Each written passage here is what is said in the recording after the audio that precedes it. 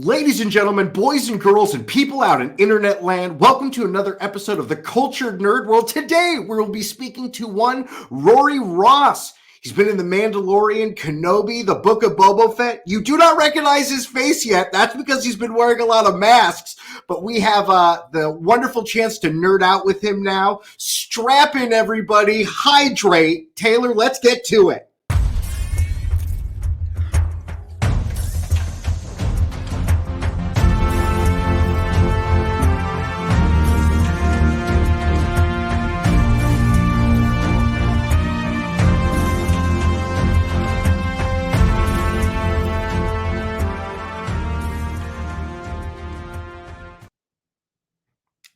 Hello there. Oh. So Michael and I have spent a lot of time on the show gushing about how much we love Star Wars and how when we were kids, Star Wars got its theatrical re-release in the early 90s leading up to episode 1. And then we got to have our teenage years with all the prequels. And then now that the Disney stuff is going on, we've been a little critical of it at times, but overall we just love seeing more Star Wars. But it definitely looks like your involvement in the Star Wars trilogy has been in pretty much every show that they have done. And you've just been very present in all of the Disney Plus projects. So what is that like being a part of such an amazing empire of the universe? Be careful. Yeah, Disney can be like the empire. But no, I think even before to kind of set everything up, I ironically enough have to go to a farm from a state far away. I was born in Arkansas, but I was raised in Iowa. And while I was there, we had an exotic farm. We had emus, ostriches, Russian boars, all kind of stuff. And then we also had a pet store. But when I was about 6 years old, I contracted a rare fungus, and it was destroying my scalp. Like my scalp was literally just falling apart. It was kind of like a little zombie movie kind of happening. And I didn't realize to the extent, but my mom was like trying to hide it. I thought it was just my hair, and that she's like, "Oh no, there's literal pieces like right here." And so it put me into the Iowa City Children's Hospital, and I was there for about a month. And I was in the infectious disease ward. And while I was there, I saw kids that got better, and kids that unfortunately, that was the end of the road for them. And that's traumatic for anybody at any age. And what was kind of crazy, and my mom just being amazing, she brought Star Wars: A New Hope the first day I was there at the hospital. And it was the first time seeing Star Wars. And so Luke, growing up on the farm and having that sort of resonation, and then also just seeing him overcome his insurmountable obstacles, the freaking Death Star, it gave me the hope that I was going to be okay. And so when I left, I was like, I don't know what I'm doing for my life. I'm only 6 years old. I still learn how to draw and all this other stuff. But I want to bring that same hope and inspiration to people like Luke Skywalker did for me. And so I left home when I was 13, kind of that Luke, Uncle Owen situation, ended up in Seattle. Then I was went to Walla Walla for college. And funny enough, when I was there, I played a chicken named Picard. And when I go, Picard, I laid an egg on stage and it rolled off. And I guess that was the birth of the acting, so to speak. So it brought me back to the farm, and then I ended up in Seattle. And I left in 2016, it was January 31st. And then in 2020, as I've already been acting and doing things, I decided to let people know really, what I wanted to do, what I wanted to manifest. And so at the end of 2020, I told some friends and created this campaign called Born to Be a Jedi. And I got a custom-made Jedi outfit made for myself. And then I went and did a photo shoot where they shot Mando Season 2, where the debut of Boba Fett occurred, which was really, really cool. Turned out some great photos. And then my girlfriend surprised the hell out of me for that Christmas and got a custom-made Jedi figure of me. It was like Jedi Master Ross. And I was like, oh my gosh. So if you want to see me cry and just be overwhelmed with so much emotion, that's on Instagram somewhere. And then 2 months later, I was talking with Tamara Mowry from Sister Sister, and we were talking about dreams and manifestation. And I told her about, my dream and etc. And within an hour after that, I got the text of being a Tusken Raider on Book of Boba Fett. And so when I ended up on set, I was overwhelmed because I was on Tatooine, back, the same place where Luke started his journey. And it just was amazing to have that full circle happen. I mean, it just brought so much, it impacted me in such a way that I am still kind of like that pinch me, like, am I actually here? And this is why I have the Tatooine in the background. It's kind of like this origin story. And so to be able to not only be a part of, Book of Boba Fett, Kenobi, and Mandalorian, but to, have that full circle and that dream. And then also with doing the different conventions and things like that, I have 5% of everything I make. It goes to the Children's Hospital in Iowa City, because I think that's really important to make sure that we remember our roots and find ways to give back. And so, yeah, it's absolutely amazing. I was constantly just like, it was surreal to be on the set, to see the volume and to see that in person, and actually be able to work with that and see all the amazing cast and RIP Carl Weathers. I mean, he was just a force in so many different ways. And so just, I feel very, very lucky and blessed to have that opportunity. You shared so much, and to have such a defining life experience, but that also guided you, and to hear that it got you to here. There are so many takeaways, right? In a Hollywood town of fake it till you make it. You just showed everyone you look like a Jedi, and they're like, hey, that guy looks like he should be in the show. We should put that guy in the show. But I love that, there are different parts of Star Wars that speak to people. Obviously, the metaphysical aspects of Star Wars is something that is attached to you through all of this, and is obviously playing out, as it will, right, by your will, if you will. I would like some spoilers, please. What was the disease eating and ravishing your body? It's called trichophyton varicosum, and was it because of the animals? That's the thing. So we also worked at a sale barn, which basically it was an auction barn. So we'd have different animals coming from different places, and apparently the theory is it was some Watusi cattle improperly imported from the Middle East that were not vaccinated. And at the point in that time, we were told I was the first case in the U.S. Because in the Middle East, had the cover story of COVID. You had the original some animal disease from a place that didn't check. Okay, you're the first case of that in the U.S. at that point, or at least in Iowa. So they Number told me one, I was baby. in Congratulations. I don't know if that was the one I really wanted to, but hey, I'm happy that was able to that they figured it out. Because like I said, I was there for about a month and went through different treatments, and it was just a very tumultuous time. And so to go through all of that at such a young age, I think it was a very defining moment for me. And then Star Wars, it was the thing that carried me through. And I remember even reading the Thrawn trilogy and having a chance just recently to meet Timothy Zahn himself. I was nerding out. It's Timothy Zahn's the father of Thrawn, and he's nerding out that I'm a Mandalorian. And it was just like a very surreal moment for me in so many different ways. From watching New Hope, how quickly were you able? I mean, what an amazing gift, because there's more Star Wars. The first time you see Star Wars, you're like, that's amazing. And then they go, guess what? You're like, what? There's more Star Wars. So when were they all consumed in the hospital? Did you watch them? Was there a TV in the hospital, or was it like a little flip thing? There was a TV. I had my own TV in my room, and so that was cool. I want to say it was 96, 97. Would have been 97, I think, when it all happened. So in 99, I think, is Phantom Menace, and then 2001 is Attack of the Clones, and then 3 is Revenge of the Sith. So I had seen later on. I saw episode 1. I saw it in a hotel in Texas, and then Attack of the Clones. I watched it. I remember. If I remember correctly, I think Spider-Man came out around the same time.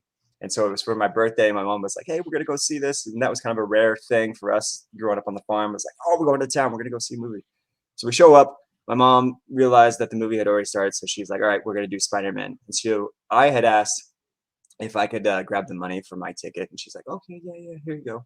She walks in, and I look at the person. I'm like, Attack of the Clones, please. And so I took the ticket and I left, and then went to there. And I came in just as the opening crawl was happening. And then she found me later on. She's like, what'd you do? I was like, I had to go see Attack of the Clones. So, and then Revenge of the Sith I saw in Texas as well. So it's, yeah, I mean, to find that the world continued on, and then also past the prequels, to see that we've jumped into the after Return of the Jedi and etc. is really, really cool.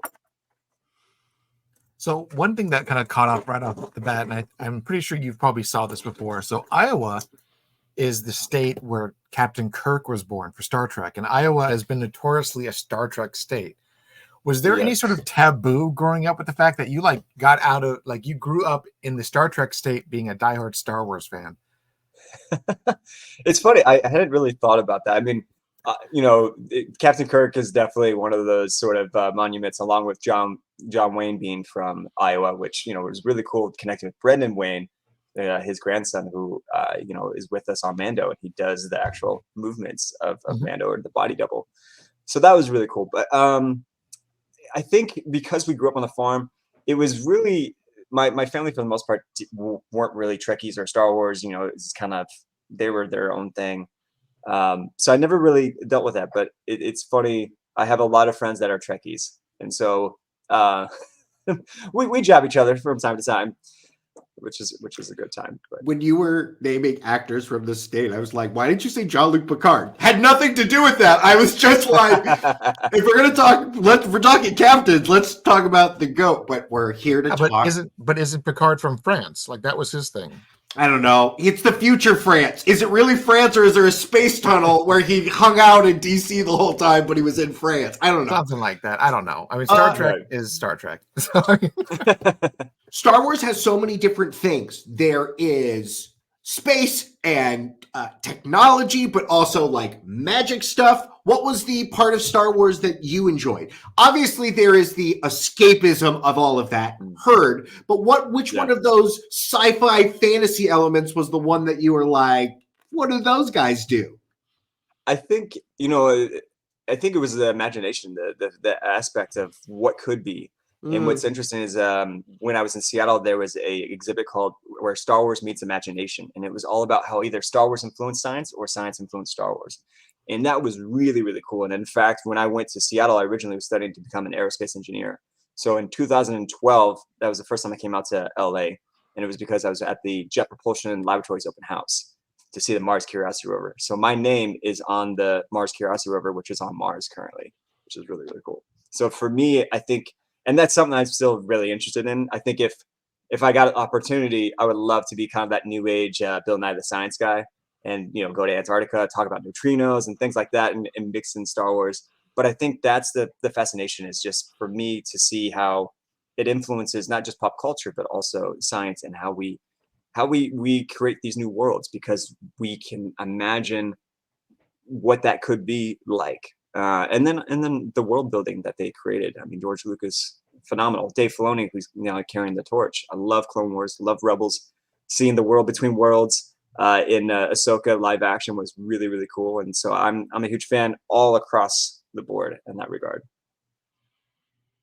So with your experience in the galaxy far, far away, you've jumped from being a Tusken Raider in Book of Boba Fett to then being one of the Mandalorians from the Coven in Book of Boba Fett season 3. And then you're also in Kenobi, I'm assuming as a stormtrooper. Correct. I was a stormtrooper, but I also played a few different creatures too. And fun. Okay. The sad part was, oh yeah, go ahead. So with those 3 under your belt, are you planning on coming back for more Star Wars shows? Have you come back for more shows that we just don't know about yet, or? Unfortunately, that hasn't happened as of yet. But I always told them at the very beginning, I said, I didn't want my face seen unless I got to be one of Luke Skywalker's students at his Jedi Academy.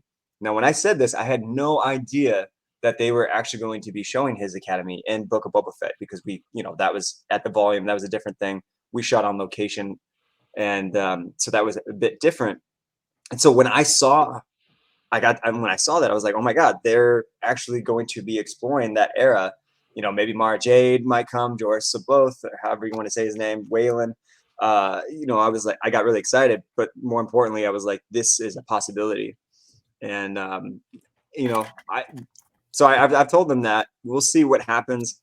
We got Mandalorian and Grogu that's going to be filming here before too long, hopefully. So, and my character's still around. Spoiler alert if anyone hasn't seen Mando season 3.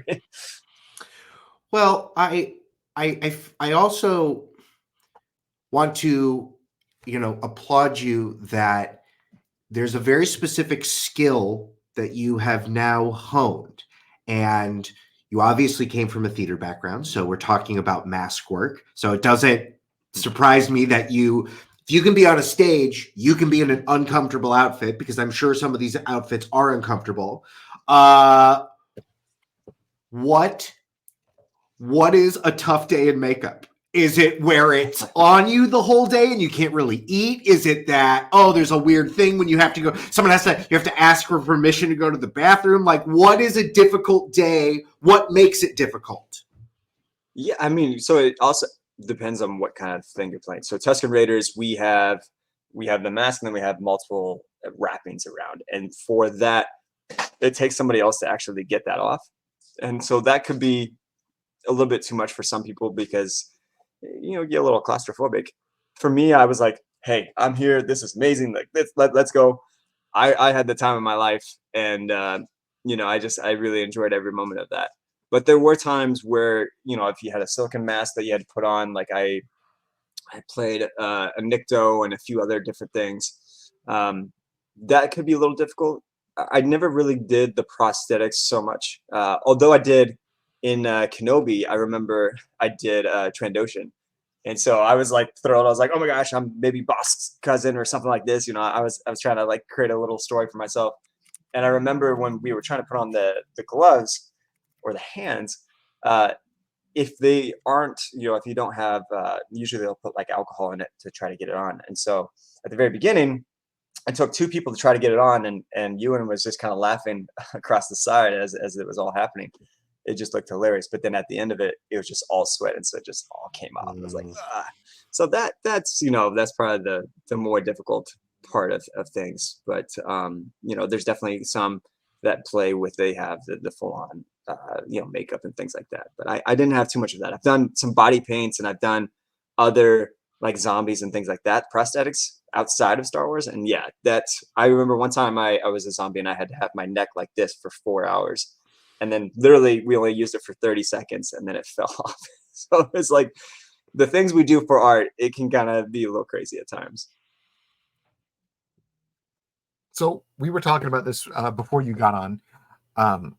With all of these shows, I mean, obviously dressing up like a Tusken Raider or sporting as a Stormtrooper, you were in that costume for hours upon hours in the sun and the heat. And then you're maybe 30 seconds of film time, because of how filming actually works. I don't think people realize that to get a 5-minute shot, that's typically like a week of just outdoors. Like, it's kind of insane on the turnaround. Right. What was that like filming on location? Because one of the biggest things for a lot of Star Wars now is that if you're not using the volume, you're on location, and that means you're subject to the elements. Very much so. Yeah, I mean, especially when we did the Tusken Raider aspects for Book of Boba Fett, we had taken up this whole area, and we had railroad cars, and we brought in all the sand. And that sand was, we had big fans if we wanted to kind of create an effect, but most of the time the wind was actually coming through. And so, you have these little peepholes, and so you have no peripherals, and the sand is like coming in, and the sand is getting everywhere. So it kind of felt, I understood the pain of Anakin Skywalker. I was like, yes, the sand is everywhere. There's no way to like escape from it. You would still find it 2 weeks later, and you're like, how is this even possible? What crevice were you hiding in to, like all of a sudden show up? So that was difficult. But then when we did Mando, I think we were shooting, we shot, kind of you're basically like the end of the year and then going into the beginning. But California doesn't really know when a season comes. It just has that heat. And so that was difficult, because that's about 15-20 pounds of armor that you're wearing, plus you have the jetpack. And I was in the best shape of my life, but my goodness, like 12-14 hours, like you're feeling it. Mm-hmm. And then in Kenobi, we had shot in a mine, and it was 110 degrees, and it was the scene where I'm going in. I get to call Vader to come into the village where they find the path, and then they find Ewan, and they have that whole battle that goes on. My actual armor was warping. So there was a scene where I'm walking. It was just there was myself and one other stormtrooper, and we're just doing this pass, and as it's happening, my butt plate fell off, and so they didn't yell cut. So I was like trying to kind of cheek it and kind of like walk, so it still looked somewhat normal because they didn't yell cut. And so there's elements of the weather that definitely affect you in various ways. So the armor in each of these shows is typically made out of PVC, or is it like cast resin, or how do they prepare it? Because I mean, it looks like it's very heavy, and 20-30 pounds of actual armor isn't that bad, but over time it does wear on you. What did they make it out of? With the Stormtrooper stuff, I'm trying to think of like what exactly it is, but it's kind of like, I don't want to say plastic, but it it has flex. So as things get hot, then it just go ahead and it can actually, bend or mold to something else. With Mando, I'm trying to think of what we used, but the jetpack was like metal, or pieces of it were, and so that had some heavy weight. Whereas sometimes the female Mandalorians, they had kind of plastic jetpacks, and so theirs was very light, and so we'd be like, oh man, like because after many hours you're feeling that wear and tear on your body. As an individual that gets to look up close with these designs, regardless of the era, what are some of your favorite designs from Star Wars? They can be current, they can be old. What are some of the things that you're like, oh yeah, that's right? You get to put on a certain helmet. What helmet would you want to put on? Ooh. That's a good question. I mean, I think for me, I'm basically have Boba Fett's helmet, and that's pretty freaking awesome. I also have a dent on it. It's on the opposite side of it. I think that is just, in terms of lore and everything else, it's like, it's quite an honor to have, and I would pick that over the Stormtrooper helmet. No offense. I mean, who wouldn't? Yeah, I'm like, nothing against Final First. I would wear it. It's so cool. Kylo Ren has a pretty good helmet. It was a good helmet for what it is. Like, again, like there's issues with all of those movies, but there's certain designs of it. Kylo Ren's mask is pretty boss. It is pretty boss. I'm not gonna lie. I mean, no, I mean, like I have my stack of Boba Fett Mandalorian helmets over there. I don't buy Stormtrooper helmets. The closest thing I've got is the Captain Rex helmet right here. Sure. That's as close as I'm going to get. But yeah, the Stormtroopers are the Stormtroopers. I mean, who wants to be dressed up like a security guard? That's what they are. They're the galaxy security guards. Right. What were the Stormtroopers that were with the Ewoks in the forest? The ones with the weird helmet? Yeah, the weird helmet. That's like a fun helmet. That's like a fun, different outfit. That's like adventure-y outdoor Stormtrooper. That's true. I mean, you have your different classes, so they kind of changed various there. One of my favorite things about Star Wars. One of my favorite things about Star Wars and its designs for the Empire is that every helmet that the Empire has made has been better than the Stormtrooper helmet. And every other version of the Stormtrooper helmet, they're like, oh, this Stormtrooper helmet has a red stripe. You're like, damn, that's a cool looking helmet. But it's like the base Stormtrooper helmet, everyone's like, eh. But then as soon as they like add a coat of paint, or, oh, this one's jungle, so it's got green eyes. And you're like, damn, those green eyes look cool. But like, that's true. Everyone's on Kashyyyk. Yeah, everyone dumps on the stock Stormtrooper helmet, but they do anything to any of the other troopers. You're like, same armor, slightly cooler helmet. I'm in. For you guys, would you go classic Stormtrooper, or would you go First Order? It's a really great question. And it's funny because if you bring up, and it's funny that I'm thinking about it like this. If you bring up First Order, then are we talking about Phasma's armor? That's all blink, like, you know what I mean? Like there is like the chrome, yeah. There is like the best version of the armor is that person right there. Right. And then you've got the Final Order and their really amazing red armor, which I still think is like, as much as people don't like that movie, I'm like, damn, the Emperor had some really cool design choices for his troops, because everything that he came out with, like the red TIE fighters, the red suits, I was like, damn, they all look so cool. And Kylo Ren had those Backstreet Boys, right? There was a bunch of different helmets. They all had like a different helmet. They were all a different flavor. Oh, the Knights of Red, yeah. And they all looked really cool. And I was really bummed out that the only time we got to see them do anything is when Kylo Ren killed them all. Yeah. I was also a bit dismayed by that. I was like, come on, can we have a little bit more action, a little bit more fight? Like, maybe a little emotional beat. And I can't remember if they did originally have something, but it's just like you see them, they seem menacing, and then they're gone. I still would love to see J.J. Abrams a first cut of that film, which is like 4.5 hours long. I think that's what we should have gotten, because it clearly sounds like he knew what he was doing, but he was also trying to do episodes 8 and 9 simultaneously. So he just made one super movie. So I want that movie. Yeah. And the Praetorian Guards and the Sith Troopers, like those are really cool. And I also am a gamer, so I really like Battlefront. Well, if we're going Battlefront, I go more OG, like 2006 on the Xbox. That was honestly the good Battlefront. You have to. The servers don't work. You have to choose the original game. I know, but then the new games, Battlefront 2, I really liked Iden Versio's storyline, and I would be curious to see more of that. And it was awesome to see. Was it Project? What is it called? Fire. It starts with a C, I think, right? Am I going crazy? I thought it was like, what did they call it? It was like Project Cinder. Was that what it was? Cinder. Yeah, I think that's what it was. That was a really like they mentioned it. I actually, when I bought that game, I'm like, I'm not expecting a lot. I'm expecting a very pretty game, and then I started the storyline, and I'm like, this is really damn cool. And I want more games of that storyline, because that was a really cool storyline. And I loved how the moment the Emperor dies, he has all these like robots go around and be like, the Emperor is dead. We're initiating all like the scorched earth policy, and they start burning everything down. And I'm like, damn, he got like a dead man switch on this guy. Good for him. For real. I died. I'm going to burn the galaxy down with me. I was like, holy crap. Everyone, he just basically went like Game of Thrones mode, where Cersei's like, all right, King's Landing, goodbye. Like everything needs to die. That's what I'm doing. Yeah. But very crazy. I mean, Star Wars is one of those things where even when they have quote unquote misfires to the fans, there's still a lot to love across the board. Because I mean, I love the sequels for what they are.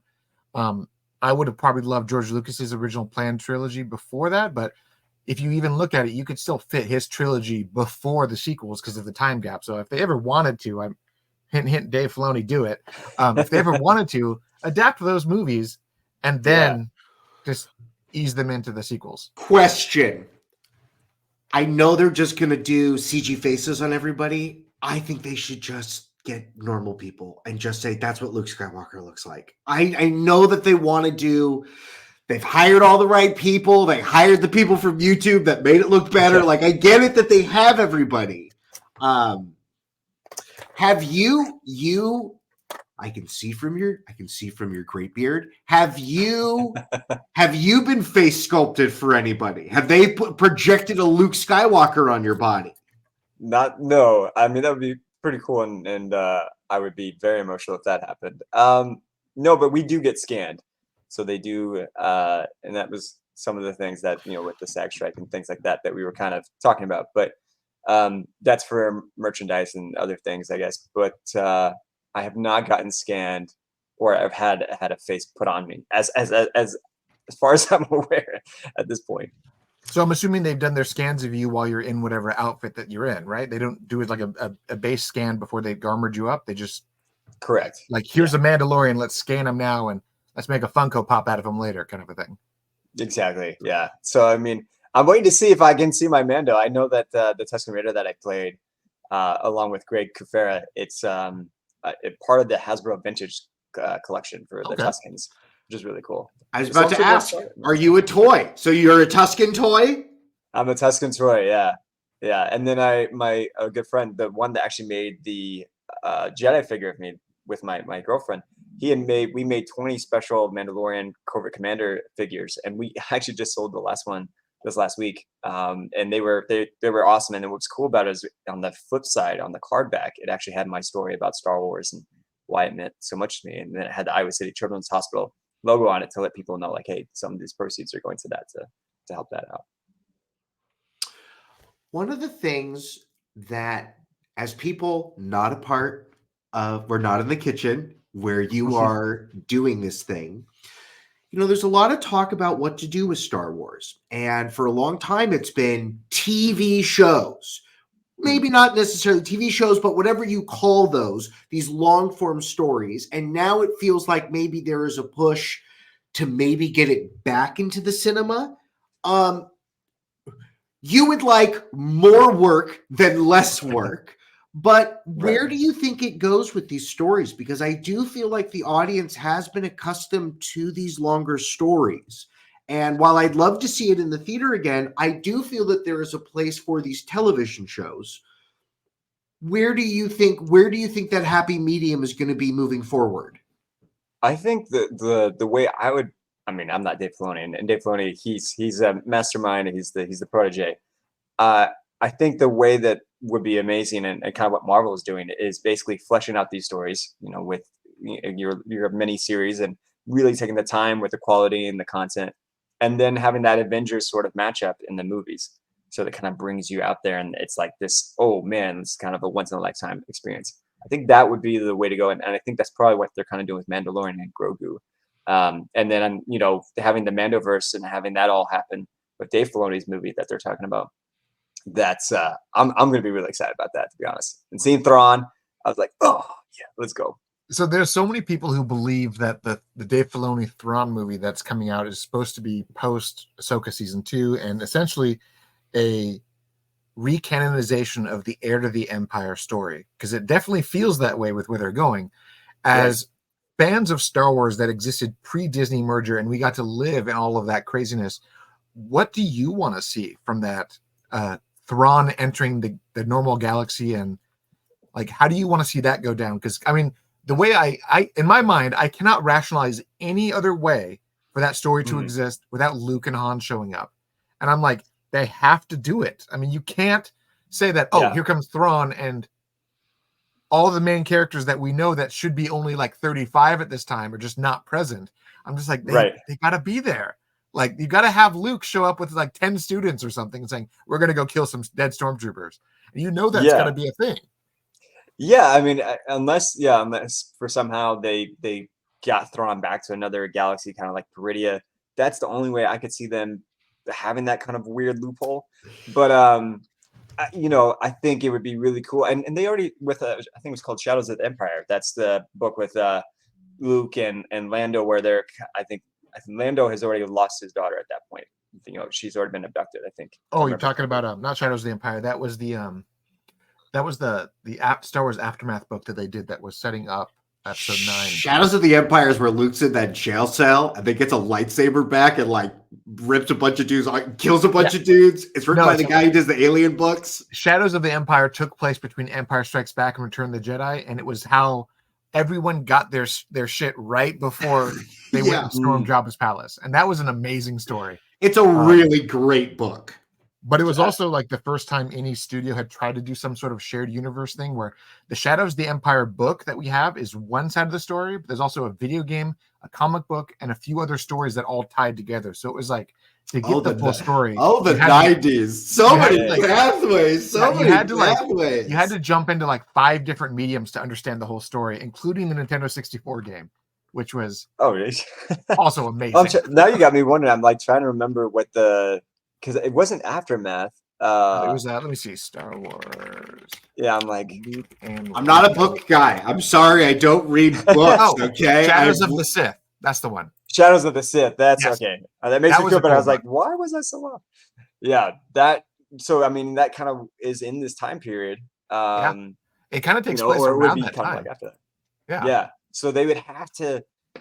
There would have to be something about that and what happens with Thrawn, because if he's no longer a threat, what happened? Does he go back to the Chiss where he's like, oh, okay, Palpatine, he wasn't what I thought he was, and now I can protect my people, from the threats that I saw coming, that kind of thing.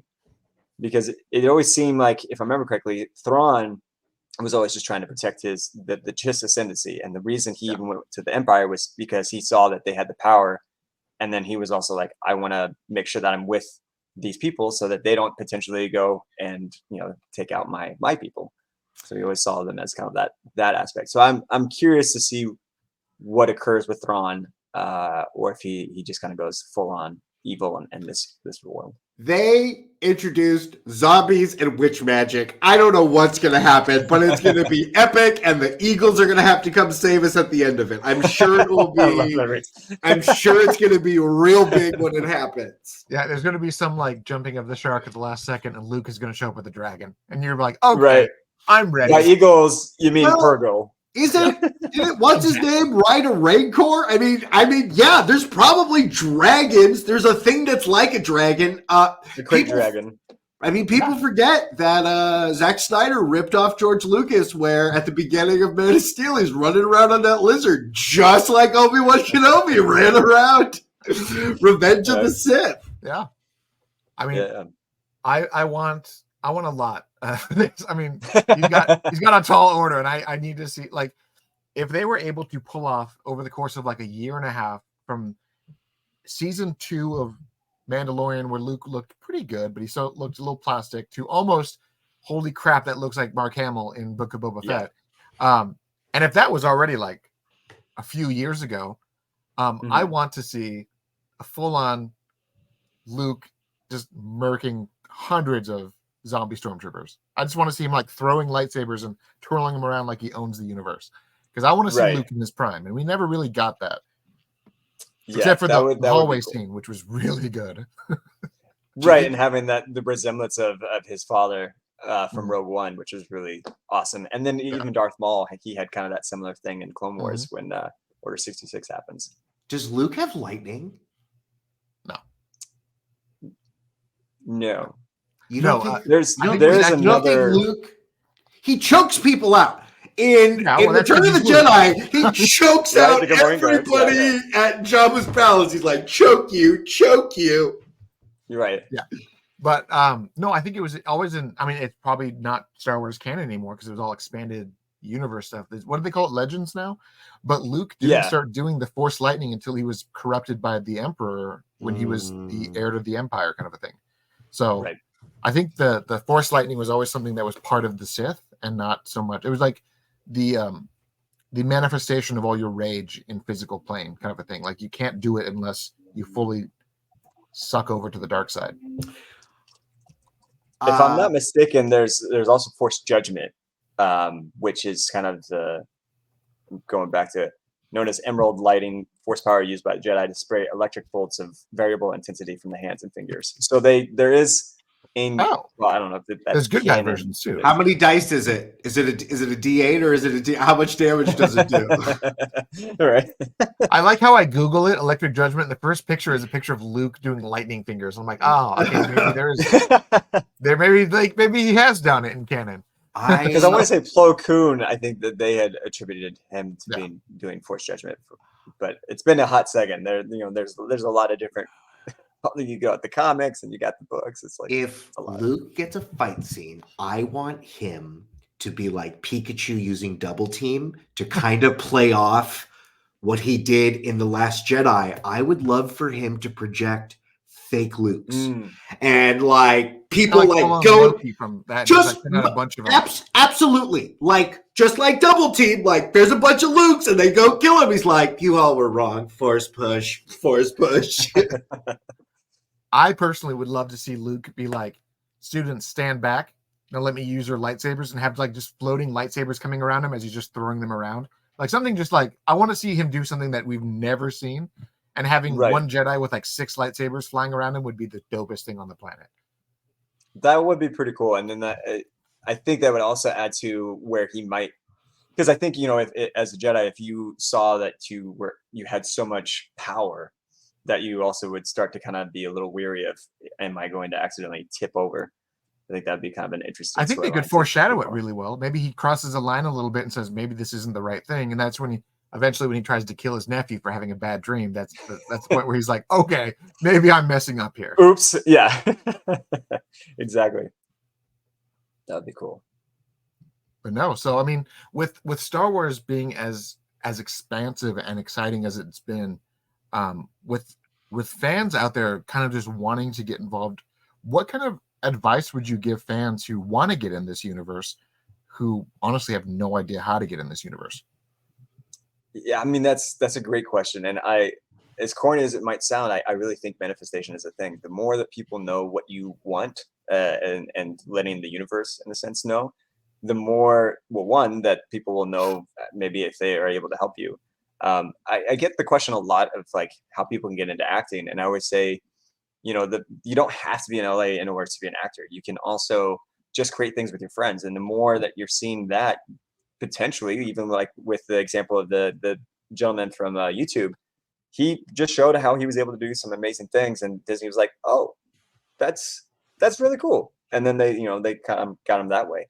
So I think the big thing is where preparation meets opportunity. And so the more that you're able to hone your skills wherever you're at and create and do things with other people, collaborate and show that you are someone who enjoys collaborating, you know, isn't selfish in a sense, I think that can always open doors. And then again, just letting people know what it is you're wanting to do, whatever that venue might be.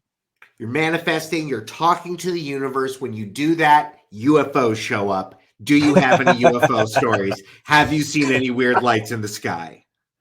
Michael always does this because he's obsessed with this stuff, which is... The last time I asked somebody, I won't say who it was because it was off air. They were like, never seen a UFO. And then told me a story of glowing orbs that went over his family farm, hovered there, and then took off like crazy fast. But that wasn't a UFO. That was natural gas. It was really weird. Right. It's really weird and eerie that you just said it like that, because that's more or less the same thing that happened to me when I was a kid. And I kid you not, like, it was like a very weird, like, I remember being outside our house, and I remember looking up in the sky, and I thought I saw like the North Star or something, and then all of a sudden it was as if something had come down, and then I don't remember exactly what happened. I remember waking up back in my room, and then when I came out, the barn that I had seen it come down, the barn was completely destroyed, but there was no marking of as to why. You're talking about missing time. You're talking about waking up. You're telling me that the barn got destroyed? Yeah. So it's weird when you like kind of put that out, you know, and also farm was like, what the heck? I was like, I haven't been on this show before. I've always wondered, and I've always thrown this at Michael, why do UFOs, as advanced as they are, they like to just mess with farm people? Like, why? What is this, like, they're always like, I see that city over there. I see a lot of people at that park. I'm going to go screw with a couple farms. And they just always go take cows and shit. And I'm like, leave the cows alone. It's high strangeness. There's a trickster element to it. It's not all nuts and bolts. It is not for that. We cannot. I mean, we don't have to go into this conversation. I don't know what it is, but it's crazy. But to hear that, that there is a similarity of like, right, you're on a farm. Who are you gonna tell? You know what I mean? Who's gonna? You know what I mean? It's like, who's gonna be it? Yeah. You know, and what's, you know, it's an interesting thing. If you go to Roswell, you can go to the museum and you can check it out. But what's crazy is the most documented alien sort of sightings was soon after Oppenheimer did the first bomb, Trinity, at the Trinity bomb site. And then there was the Roswell crash. And then anytime that you see an atomic bomb go off or testing, there's been a lot of sightings in that area. And so there's that theory of like, you know, maybe they're just trying to be like, yo, you guys should stop trying to, like, you know, screw you guys up. Stop messing with the natural order. Stop splitting atoms. Because we're going to just take pictures of it all. Robert Saleh wrote a book called UFOs and Nukes. It's amazing. It's dudes in Minutemen bunkers that go through psychological testing. They need to know if you're on Advil because you are with a nuclear bomb. And if we call you, we need to know. And these guys talked about things turning the whole system off or turning the system on, and just crazy, just out of this world stuff. The government says they're not extraterrestrial because they might just live here with us, and that might be a whole other can of worms. Yeah, it's like a whole. They're the ones doing the earthquakes. You know what? Man, maybe California has a lot of earthquakes. Yeah, those aliens must hate California. Just keep. Yeah, it's all our fault. Yeah, bad joke. You've given this thought because you took pictures. What color is your lightsaber? Tell us about its build. What kind of crystal do you have? Have you thought about these things? In some ways I have. I think, especially because it's Luke's Academy and things like that, I kind of oscillate between green and blue. But funny enough, I'm doing a Star Wars fan film, and I'm rocking a yellow. So one that you don't usually see. Exactly. And it's going to be an interesting storyline. It's called Path of the Lost. And I play a character named Zetho, who all I'll say is basically I've left the Jedi Academy before the ransacking of Kylo Ren. And I knew something was up and no one believed me. And, now I have to live with those consequences and that guilt in a sense. Yellow's a great color. I have nothing against it. When you told me between blue and green, though, green is so good. It's such an underrated lightsaber color. It's a solid lightsaber. But blue is my favorite color, so I'm like, I don't know. Blue is the holy grail. That, you know what I mean? Yeah. That's the magic one. When Rey sees it, she literally has an out-of-body experience. It's the blue is that color. So yeah.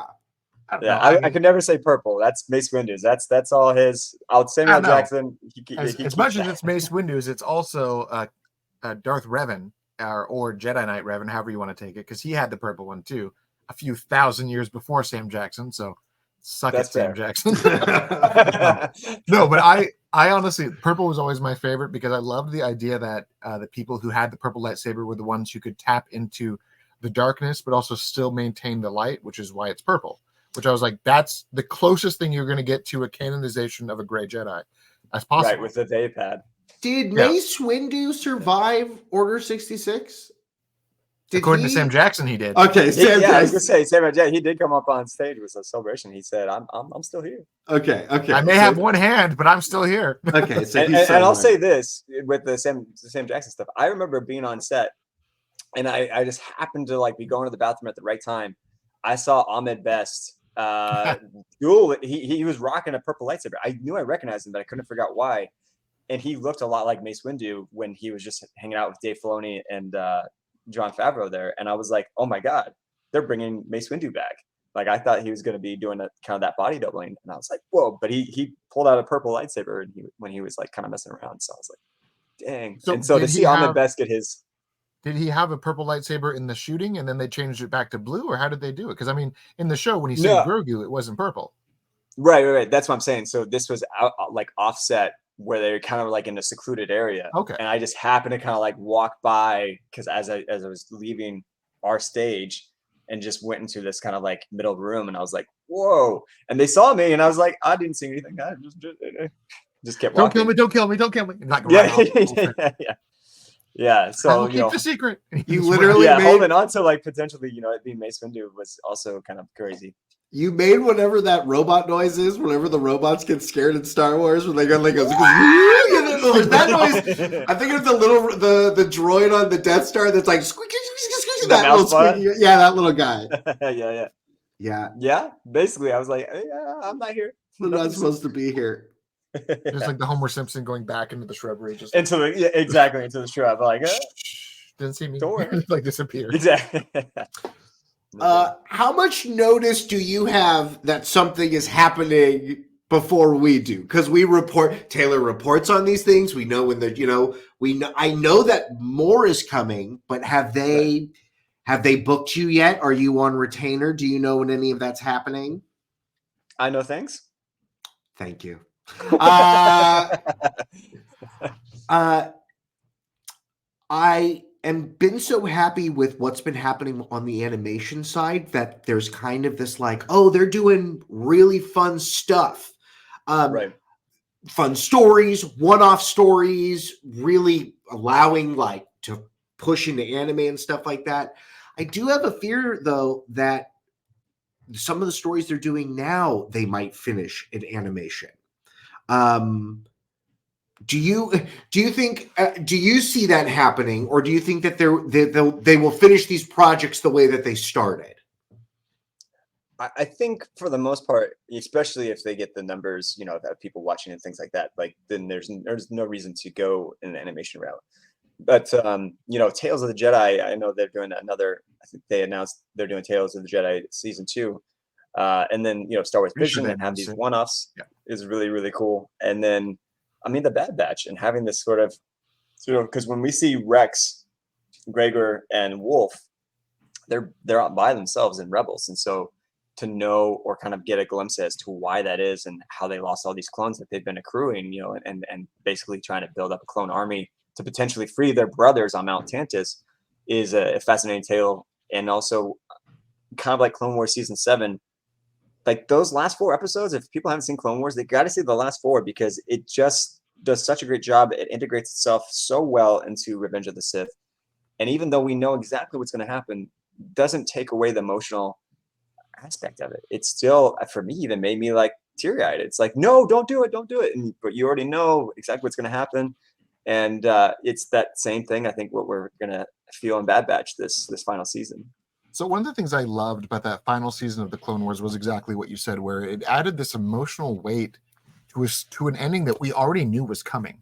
I mean, there was all these subtle cues, like when Padme shows up, and you have this understanding that Obi-Wan full on knows what they're doing, and he's like, right, okay, they're happy, it's fine, and he just like, and that's why it didn't seem so foreign in the movie when he starts putting these things together, and you're like, oh, he's the dad. That makes sense because you guys are always hooking up in the shadows. I get you. Right. Like all those things, but also then the whole chip of the Order 66, like all the troopers are implanted with a mind control chip, and this is how this goes, and all of that stuff, all this added context really changes a lot of how people understood Episode 3. And I think for most people, Star Wars Episodes 2 and 3 got better with time thanks to the Clone Wars. You got all this more fleshed out stuff. People definitely appreciated them more because of all the subtext being added. And to kind of add what Michael was saying, the fear of animation finishing the stories, things like Solo, where it didn't critically do well because people were mad about Episode 7, so they boycotted that movie. We may never get a resolution of what was going on with Crimson Dawn, unless it's an animation. For sure. Or cartoons. Or not cartoons, but comics. And we're in a great Star Wars renaissance right now. And I'm very happy that Star Wars is happening. I'm happy that you are a part of it and bringing your passion as a fan to give these things. But like, Star Wars was gone for a long, long time. Like the Samurai Jack guy did the original, right? That animation studio did the original Clone Wars. And then it was like, they was so hungry for anything else. So we had 20 minutes of Clone Wars, and it was beautiful. It was so good. All in 1 minute segments. Yeah. Grievous goes and kills all those Jedi. Yeah, it's great. Yeah. No, I mean, it's interesting. It's very interesting to see like what's going on. And kind of going back to the Clone Wars just really fast is, I think a lot of people, you didn't get to connect with the clones in the movies as much. You maybe Cody a little bit, but then to have Clone Wars and then to follow the fives, Echo, Heavy, the rest of them, and then also the Bad Batch in general, and also just seeing how close they were to, finding the inhibitor chip with fives, and then when Tup, he has this whole episode and shoots somebody early. It's like it just adds so much weight to it, to the characters and to the personality of these clones. It's not just that, yes, they follow orders, good soldiers follow orders, but you see that even past that, they were able to have personalities, and that some Jedi, they treated them as such, and some, like, what's his name? Was it Krill? He had the like 6 arms, and then, they end up taking him out. Yeah, the bad guy spider dude who treated all the clones like they were expendable. Yeah, exactly. And so you see some of that happening, and that, I think that's one part that I was a little sad that we lost, because going back to Battlefront, the original game, and having Tamora Morrison talk about, how they were kind of, some of them were sad when they got the call for Project Nightfall to go ahead and take out all these Jedi, but some of them were like, they didn't really care, and they did it on their own choice. In that sense, they got the command Order 66, but they didn't have a chip in Battlefront. And Battlefront, it was like, they're following orders, but it wasn't like they were commanded to it in a certain way. Yeah. I think that, to me, always made it very, like, I was like, wow, that really sucks. Because, I mean, in combat and soldiers, you have to have a memorization of all of these different commands. So if they didn't have that chip, in my mind, I'm like, they're trained at a boot camp that one day you're going to kill all the Jedi. And to me, I'm like, that sucks. That they just didn't say anything like that. That to me just makes like, wow, everyone I'm fighting with it's a borderline double agent that's going to murder me one day. So I always thought that was a bit menacing. But then when they added the chip element, I'm like, okay, well, that makes sense that they didn't know, and then they just could not say no to it, which makes it a bit more tragic. And then it also makes, but that's also why the Empire is so evil. Like the clones wouldn't necessarily do that, right? They had a chip, but like the Empire is space Nazis. They're all wearing the same Hugo Boss outfits. Yeah, you're telling me Grand Admiral Tarkin wouldn't kill a puppy? Of course he did. Right. Oh yeah. They step over each other all the time. They're trying to like double cross Darth Vader all the time, and it's like he can just choke you out whenever he wants to. I always love that where it's like maybe 20 years removed. And they're like, we don't believe in your magic. And I'm like, dude, when you were a kid, you saw Jedi fight. Why don't you believe in it? Like, right. Oh my gosh, how far you guys have fallen? Where he's like, oh, I don't believe in your witchcraft and your silly religion. Right. It's like, all a myth. I'm going to kill you with my mind right now. Yeah. And Darth Vader's like, do I have to slap a bitch? And he's like, yeah, he chokes that dude. He's like, this is all very real. But again, that's the magic of Star Wars. That they say it's a space religion, and no, it's real. It's very real, and practitioners of it can do superhuman things, and it's based on midichlorians, and you know what I mean? It's, it's all a part of it. I very much liked how Dave Filoni was like, how about we just rename it the M Count and just not talk about it ever again? So people know that we're keeping with the canon, but we're also not over-explaining. So Right. Exactly. And now, I'd be curious to hear other people's thoughts on this, but I feel like what they've done with the midichlorians is essentially they've now said, like, if you have a certain amount, you're more predispositioned to have access to the Force. It doesn't mean that you will have the Force or that you'll be stronger than everyone else, but it's like if you tap into that, you do the meditation and everything else, like, And so when they did, when we see Sabine and she starts showing, that kind of ability, I kind of do like the idea that part of the reason why a lot of people aren't able to use the Force is because they don't believe that they can, or that or that they're even aware of it, and so they shut themselves off, whether they know it or not, purposefully or not. But it's like idea exactly that. Like one of my favorite things, I think this was George Lucas who said this, was he said that all characters in Star Wars feel the Force whether they realize it or not, which is why he always had that line in every movie, I have a bad feeling about this. And he always said that line exists across every movie because that's every character who's completely unrelated to the Jedi characters exhibiting some version of the Force. Well, that's also the hypocrisy of Han Solo. Han Solo goes, I don't believe in any of that. I believe in me. Right. But he's believing in his own hunches, which are usually right because it's the Force. He's a Force user. And that's why I always liked it in episode 7 where he's like, it's true. It's all of it. I'm too old to fight it anymore. Yeah. Right. Like, it's just like, life sucks, but it's real. I've seen my brother-in-law flipping shit and fly in the air and shoot lasers. He's like, yeah, it's real. I'm just done pretending it's not. What's your favorite rebel ship? Ooh. As soon as you said that, my mind went Ghost. I love the Ghost. So maybe I'd go Ghost. I mean, I still love the Jedi Starfighters. The N1, seeing that with Mando is really dope. Nobody says B-Wing. Nobody says B-Wing. No one's like, I like that one. I like the one B-Wing that Dash Rendar had, his hella modified B-Wing. That was a cool B-Wing. I like Obi-Wan Kenobi's A-Wing, basically, right? He adds big boosters, but it's like, that's an A-Wing. Yeah, the A-Wings are pretty cool. And X-Wing, I mean, come on, it's classic. It's the Honda Civic of the Star Wars universe. There's always something better, but it's something that you at least know. You could drop it in a river and take it out. It'll still probably start. Which it did. And the trilogy, where she pulled it out of the ocean that had been sitting there for 15 years and I'm going to fly it across the universe. I mean, it still works. Yeah. I mean, Darth Maul's ship is also really cool. Just in general, I like the design of that.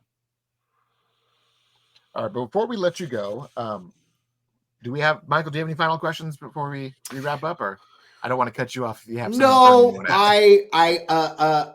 we have so many of the same Star Wars heroes that I am jealous of the opportunities you will get to meet some of these people as they are brought in to tell of these stories. No, there's a million questions. There's a million things that we can. There's always a million things to talk about with Star Wars. No, Taylor, I have nothing else. You may do your final. You may ask your final questions. All right. Well, my final question is: since you were a Star Wars fan who grew up right at the cusp of Star Wars, you probably got your feet wet with all of the Star Wars expanded universe. Is there one thing that you want Dave Filoni to recanonize into Star Wars canon? Whether it be 1,000%. Star Killer or Darth Revan or any sort of aspect of Legends as it is now. Is there one thing that hits the top of your list like this needs to be canon again?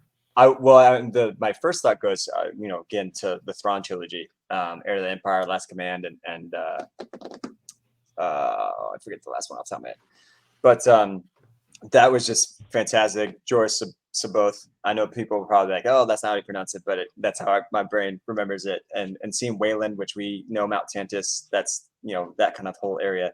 I just really, really enjoyed that, and Mara Jade, and having that whole element to it, and having Luke with the W's, the clone.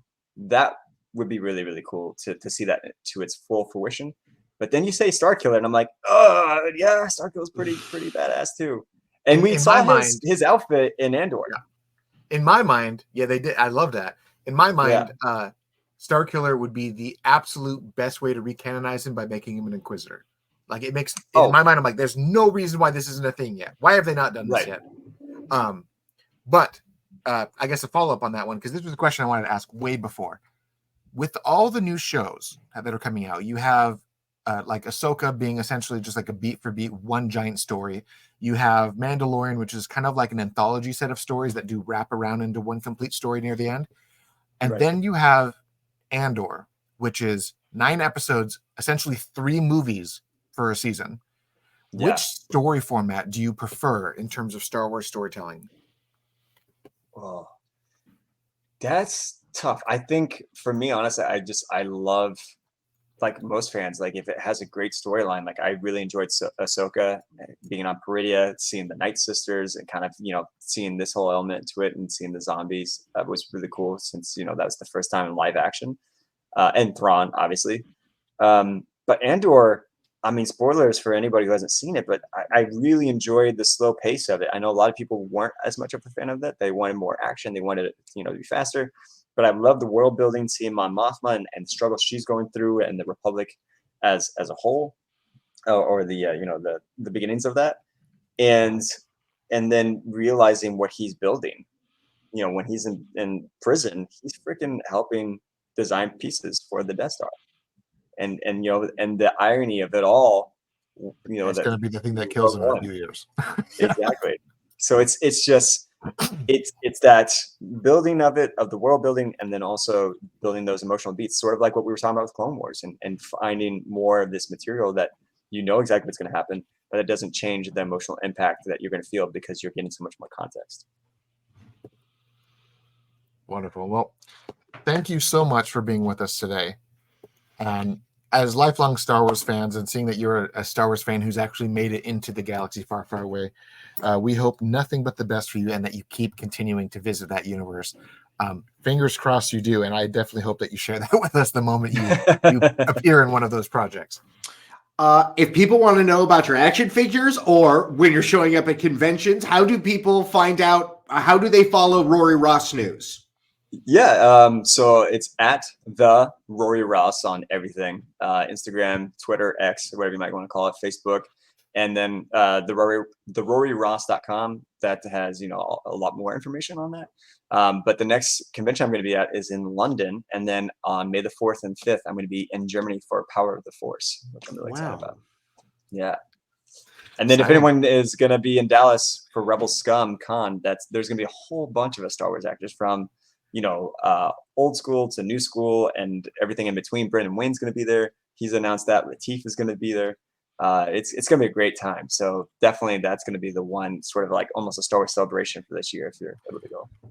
Well, The Star Wars Celebration this time is in Tokyo, and a lot of people are a little mad about that. Next year. Yeah. Hopefully I get to go on that. There's a chance I might be a guest. Safe travels to you, and please, once you are back in your home base, shove your girlfriend to the other side of the room, and we'll talk to you next time. I'm pretty sure she can hear all of that, Michael. I mean, I'm hiding the wife in the back room right now, so it's fine. It's fine. Mine's texting me. She's like, "What are you doing?" Yeah, we're ready. She's like, "Come on, you should be done now." Well, Ross, thank you so much for your time. Thank you for being with us. Thank you for letting us all ask all of our dumb questions. It was a pleasure, and thank you, my friends, and for everyone else. Until next time, and may the force be with you always. And this is the way. I can't do any better than that, Taylor. Thank you to all of our wonderful patrons. Head on over to the patreon.com/theculturednerd. There you can help keep the show afloat. You can help send some shekels our way. Here are all of our wonderful individuals that are our patrons. Thank you so much for your patronage. Thank you so much for keeping the show afloat. Your host has been Taylor Murphy. Your co-host is me, Michael Santel. Our logo is by Jose Navarro, and our intros by Taylor Murphy and Jay Stu. If you have those cell phones, please like, comment, subscribe. All of those things help our content be able to get more eyes on it. If you're on the YouTubes or anything with comments, question of the day, what color is your lightsaber? Let me know in the comments down below. And thank you for joining us, everyone. We'll see all you kids and cats next time.